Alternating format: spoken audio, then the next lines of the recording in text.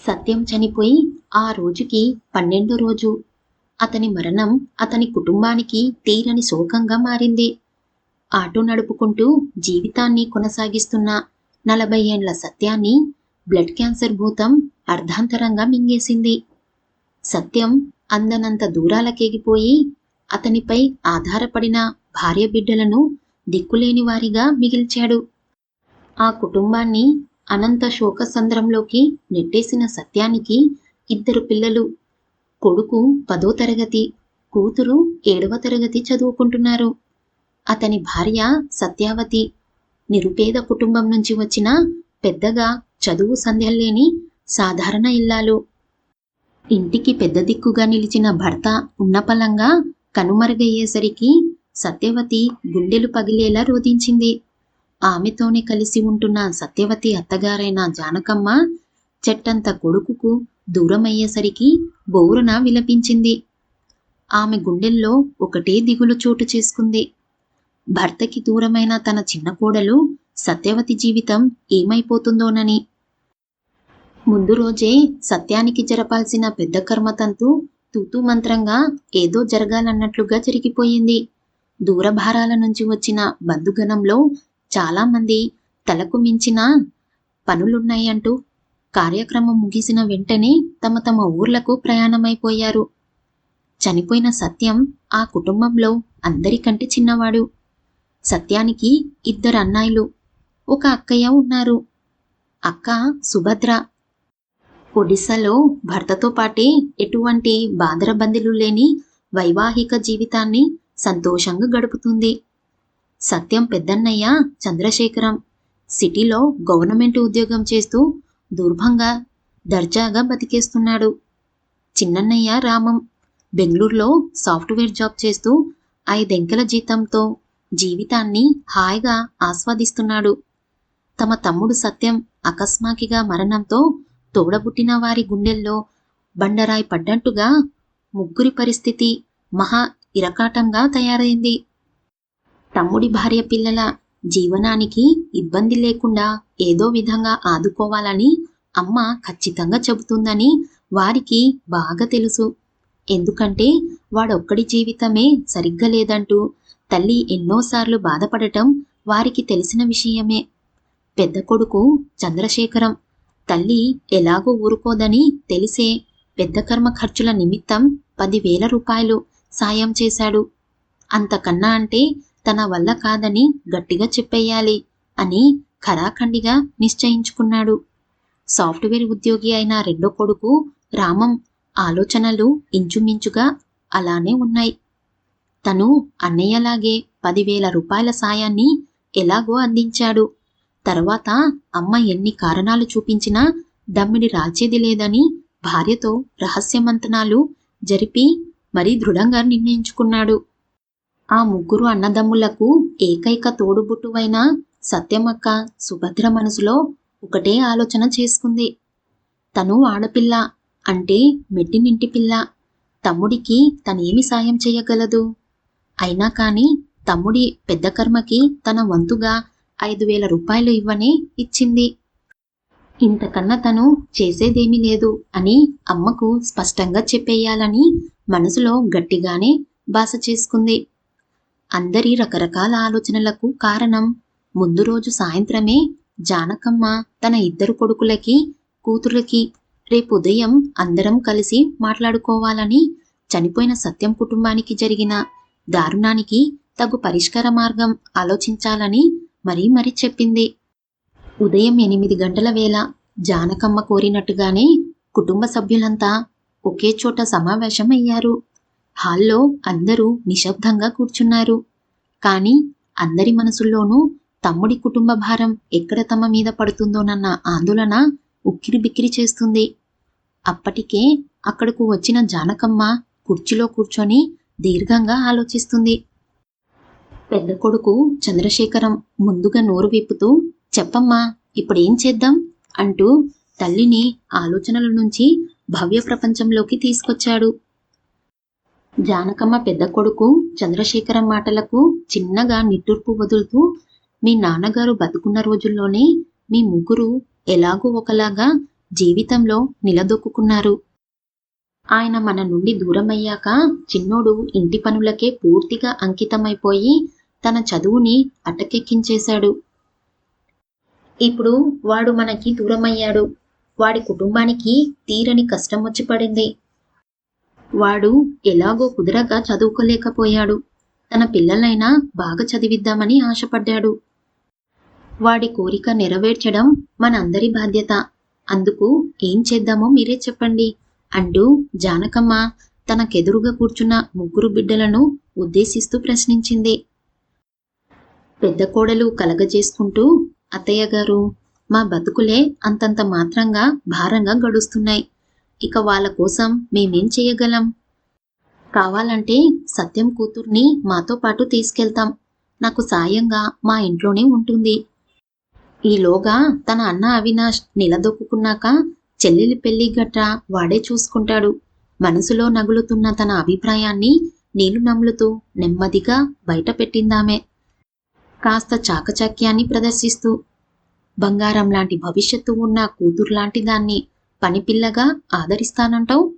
సూటిగా ప్రశ్నించింది జానకమ్మ. అత్తగారి మాటలకి పెద్ద కోడలు కాస్త విసురుగా, లేకపోతే ఆ పిల్లని తీసుకెళ్ళి మా పిల్లలతో పాటు చదివించమంటారా?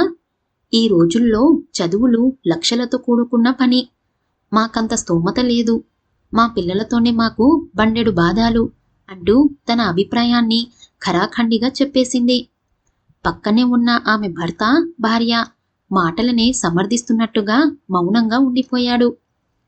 జానకమ్మ రెండో కొడుకు రామం వైపు చూసింది.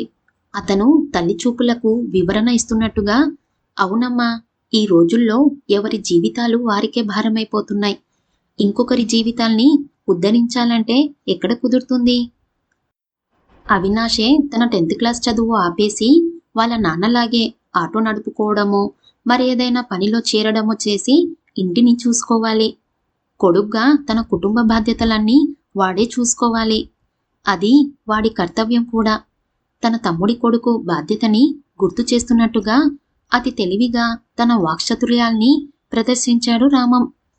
అవునమ్మా, తమ్ముడు చెప్పింది 100% నిజం అంటూ తమ్ముడికి వతాస్తు పలుకుతూ పరోక్షంగా తన అభిప్రాయాన్ని చెప్పకనే చెప్పేసింది కూతురు సుభద్ర. ముగ్గురు పిల్లలు అంత సూటిగా తమ మనసులోని ఉద్దేశాలను బయట పెట్టేసరికి జానకమ్మ చాలాసేపు ఏమీ మాట్లాడకుండా నిశ్శబ్దంగా ఉండిపోయింది. తన పిల్లలో అంతగా పేరుకుపోయిన స్వార్థ చింతనకు ఆమె మనసు మూగపోయింది. జానకమ్మ తన ముగ్గురి పిల్లల నుంచి ఇలాంటి సమాధానాలు రావచ్చని అనుమానిస్తూనే ఉంది.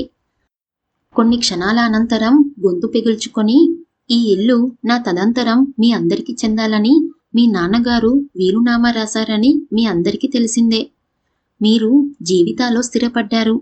అందుకని నా మాటకు విలువిచ్చి ఈ ఇంటిని సత్యం భార్య బిడ్డలకు వదిలేస్తే బాగుంటుందని నేను అనుకుంటున్నాను. ఈ ఇల్లు చిన్నోడి రూపంలో వారి జీవితాలకు ఆసరగా ఉంటుంది అంటూ జానకమ్మ తన మనసులోని మాటని బయటపెట్టి ఆర్ధోక్తిగా ఆగిపోయింది. అత్తగారి మాటలకు పెద్ద కోడలు ఇంతెత్తున లేచింది. అదేలా కుదురుతుంది?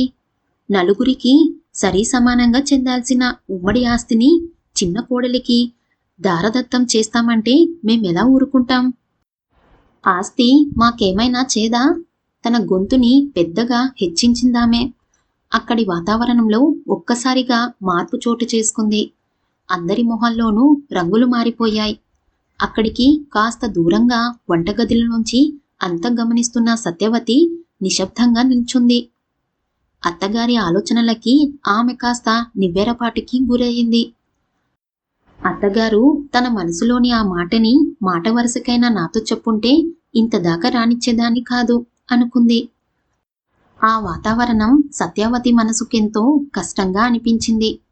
అత్తగారికి తన పట్ల, తన పిల్లల పట్ల ఉన్న ఆదరాభిమానాలకు మనసులోనే అనేక కృతజ్ఞతాభివందనాలు అర్పించుకుంది. అక్కడున్న మిగతా 5గురు సభ్యులు జానకమ్మ ప్రతిపాదనాన్ని తిరస్కరిస్తూ పెద్ద కోడలికే మద్దతుగా నిలిచారు. జానకమ్మ మొహంలో కత్తివేటుకు రక్తపు చుక్క కరువైనట్టుగా నిలువుగా నీరుగారిపోయిందామె. స్వార్థం పెచ్చు పెరిగి రక్త సంబంధాలు మట్టిలో కలిసిపోతున్నాయని జానకమ్మ లోలోన ఎంతగానో కుమిలిపోయింది. ఆ గదిలో భయంకరమైన నిశ్శబ్దం చోటు చేసుకుంది. అప్పుడే సత్యవతి ఆ భారమైన వాతావరణాన్ని తేలికపరుస్తున్నట్టుగా ప్లేట్లో టిఫిన్లు తీసుకొచ్చి అందరికీ అందించింది. చంద్రశేఖరం, రామం, సుభద్రలకు ఏం మాట్లాడాలో పాలుపోలేదు. వాతావరణం నిశ్శబ్దంతో నిండిపోయి భారంగా మారిపోయింది. ఆ 5గురు తమ గుండెల్లో పెనువేసుకున్న భారాన్ని వదిలించుకున్నానన్నట్టుగా సత్యవతి అందించిన టిఫిన్ ప్లేట్లను ఖాళీ చేస్తున్నారు. జానకమ్మ మాత్రం అంతులేని వేదన భారంతో తన టిఫిన్ ప్లేటుని పక్కన పెట్టి దీర్ఘంగా ఆలోచిస్తుంది. ఆమె తన చిట్ట చివరి ఆశగా మీలోని స్వార్థాన్ని కాస్త పక్కన పెట్టి సమృదయంతో ఆలోచించకూడదు అంటూ వేడుకలుగా తన 3 పిల్లల వైపు చూస్తూ మరోసారి అభ్యర్థించింది. ఆమె రెండో కోడలు కలగజేసుకుంటూ, అత్తయ్య, మీ బాధ్యత మాది. మీకు ఏం కావాలో చెప్పండి, క్షణాల్లో చేసి పెడతాం.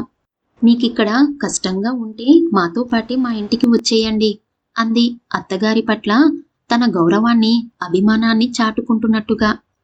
జానకమ్మ కోడలి మాటలకు చిన్నగా నిట్టూర్పు వదులుతూ, ఏమీ అనుకోవద్దమ్మా, 50 ఏళ్లుగా ఆయన జ్ఞాపకాలతో ఈ ఇంట్లోనే ఉంటున్నాను. నా ఊపిరి ఇక్కడే పోవాలి అంది భారంగా. అప్పుడే వంటగదిలోంచి హాల్లోకి వచ్చిన సత్యవతి చిన్నగా గొంతు విప్పింది. సత్యవతి మొహంలో దేదీప్యమానమైన ఒక వెలుగు కనిపిస్తుంది. అత్తయ్యగారు, నా కోసం గాని నా పిల్లల కోసం గాని మీరంతగా దిగులు పడవద్దు. నేను నా పిల్లలకి ఎలాగైనా మంచి చదువులు చెప్పించి ప్రయోజకుల్ని చేసుకుంటాను. పిల్లల గురించి ఆయన కన్న కలలను తప్పక నెరవేర్చుతాను. నేను ఈ ఉమ్మడి ఆస్తిని ఎంతమాత్రం కోరుకోవడం లేదు. నాకు ఈ ఇల్లు వద్దు. ఈ ఇంటితో ముడిపడిన మీ అందరి అనుబంధాలు, ఆప్యాయతలు మాత్రం చాలు. నా భర్త చావుని అడ్డం పెట్టుకొని నేను, నా పిల్లలు బతకాలనుకోవడం లేదు. నా ఒంట్లో బలం ఉంది. ఇవి చాలవా నేను, నా కుటుంబం ముందుకు సాగిపోవడానికి? ఈ ఇల్లు మనందరిది. నా పిల్లలకు మీ చల్లని ఆశీస్సులు అందజేయండి చాలు అంది సత్యవతి, మొక్కవోని ఆత్మవిశ్వాసాన్ని ప్రతి మాటలోనూ ప్రస్ఫుటిస్తూ. సత్యవతి ఆత్మస్థైర్యానికి అందరూ ఒక్కసారిగా బిత్తరపోయి వెర్రిచూపులు చూస్తూ నిల్చుండిపోయారు. తినడానికి తిండి లేకపోయినా పౌరుషానికి కొదవలేదు. కన్నవారు ఏదో ఆశ చూపించి ఉంటారు. ఆ అండ చూసుకొని ఇలా మాట్లాడుతుంది అనుకున్నారు ఈసడింపుగా. నీ పిల్లలకి పెద్ద చదువులు ఎలా చెప్పించగలవు అని ఎవరూ ప్రశ్నించదలుచుకోలేదు. ఆ ప్రశ్న మరొక సమస్యకు అంకురమవుతుందననే అది తమకు సంబంధం లేని అంశంగా భావించి వారంతా మౌనంగా ఉండిపోయారు. ఎంతో జటిలమవుతుందనుకున్న సమస్య అంత సునాయాసంగా పరిష్కారమైపోయినందుకు వారందరి మొహాల్లోనూ సంతోషం వెలివిరిసింది. తుఫాను వచ్చి వెలిసినట్టుగా చల్లని వాతావరణం చోటు చేసుకుంది. చేయి దాటిపోతుందనుకున్న ఆస్తి కాస్త పోనందుకు అందరూ హాయిగా ఊపిరి పీల్చుకున్నారు. అందరూ హడావుడిగా తమ తమ ఊర్లకు బయలుదేరేందుకు సిద్ధమయ్యారు.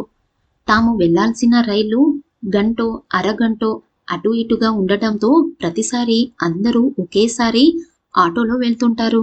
ఇది వరకైతే చనిపోయిన తమ్ముడు సత్యమే తన ఆటోలో తీసుకురావడం, మళ్ళీ జాగ్రత్తగా సాగనంపడం అంతా తనే దగ్గరుండి చూసుకునేవాడు.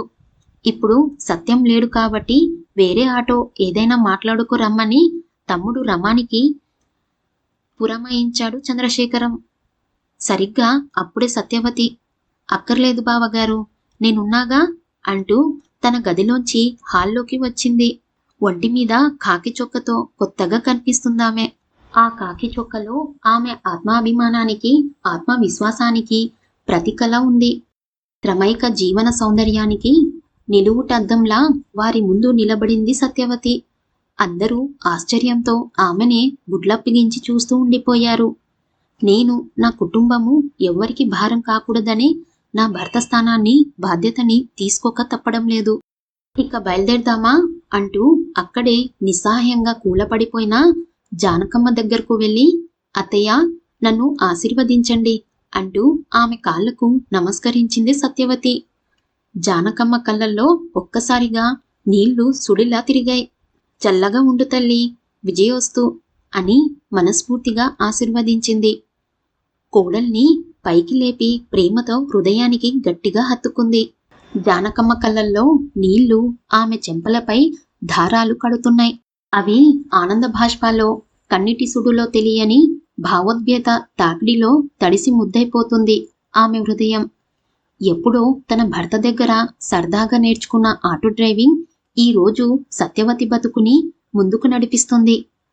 అత్తగారి ఆశీస్సులతో 1000 ఏనుగుల బలాన్ని కూడగట్టుకున్న సత్యవతి తన ఆటో వైపు ఉత్సాహంగా అడుగులు వేస్తుంది.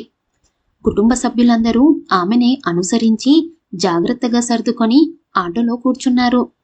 సత్యవతి చెక్కుచెదరనే ఆత్మసంకల్పంతో స్టార్ట్ చేసి ఆటో హ్యాండిల్కు గట్టిగా పట్టుకొని పొడవుగా నడుపుతుంది. ఆటోలో కూర్చున్న ఆమె కుటుంబ సభ్యులంతా డ్రైవింగ్ చేస్తున్న సత్యవతి వంకే అబ్బురంగా చూస్తున్నారు. ఇవేవి పట్టని సత్యవతి తన ఆటోని గమ్యం వైపుగా పరుగులు తీయిస్తుంది. అందరితో పాటే ఆటోలో కూర్చుంది జానకమ్మ. ఆమె బయలుదేరింది. వారందరికీ వీడుకోలు చెప్పడానికి కాదు, మొట్టమొదటిసారిగా తన కోడలు బతుకు చక్రాన్ని ముందుకు నడపడాన్ని కనులార చూసి తరిద్దామని. ఇప్పుడు జానకమ్మ మనసంతా కొండంత ధైర్యంతో నిండిపోయింది. ఆమెకిప్పుడు సత్యం కుటుంబం గురించి ఎటువంటి బెంగ, భీతి లేనే లేవు.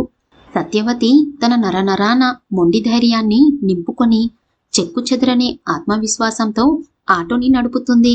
జానకమ్మ కంటికి తన చిన్న కోడలు సత్యవతి కనిపించడం లేదు. ఆగిపోయిన ఆ కుటుంబపు బతుకు చక్రాన్ని అదృశ్యంగా ఉండి నడిపిస్తున్న కన్న కొడుకు సత్యమే ఆమె కళ్ళ ముందు సాక్షాత్కరిస్తున్నాడు.